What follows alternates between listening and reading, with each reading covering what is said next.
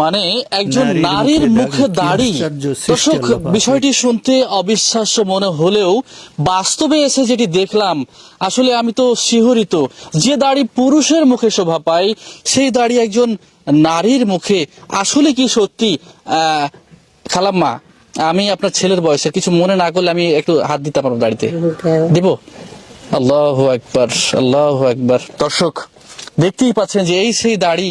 অনেকেই বলে নকল দাড়ি, কেউ বলে মানে নানানজন নানান মন্তব্য করে, কিন্তু এটা যে রিয়েল দাড়ি, আমি যে টানতেছি, আসলেই যে দাড়ি।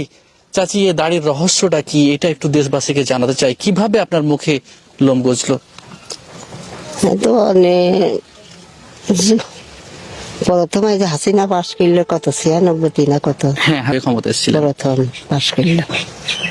ওই দিন আমি আমার টিউমার ছিল, অপারেশন হলাম। একটু জোরে বলবেন। তার কয়েকদিন পরে, কয় মাস পরে